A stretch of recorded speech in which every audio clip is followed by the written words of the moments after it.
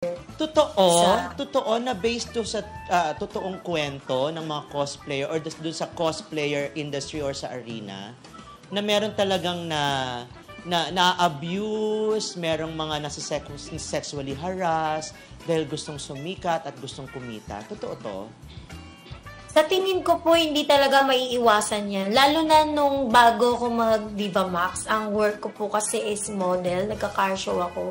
Nung baguhan ako, meron na rin talaga akong na-experience na niyaya akong mag-photoshoot. Tapos, pagdating dun sa hotel, akala ko talaga photoshoot lang.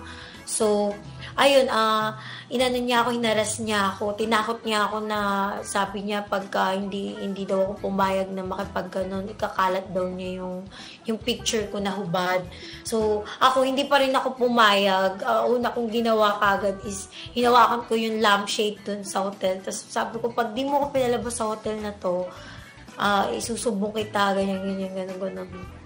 Tapos, ayun, feeling ko sa cosplayers, sa cosplay industry, feeling ko hindi to mawawala, lalo na sa kababaihan na gustong magsuot ng costume na medyo revealing.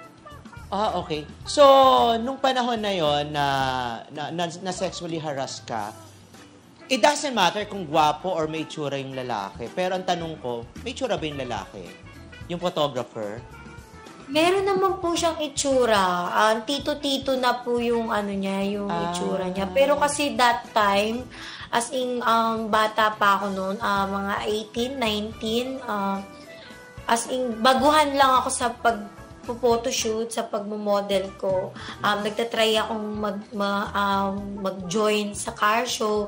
So, ang stepping stone ko is mag-shoot ako ng mga sexy. So, akala ko ganon.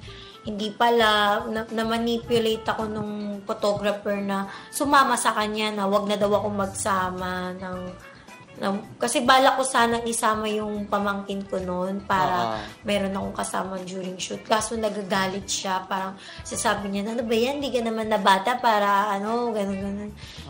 Kaya hindi talaga siya maiwasan, lalo na pagkababae. Kaya maganda rin tong pantasya ni Tammy na hindi lang siya about sa sex scene, hindi.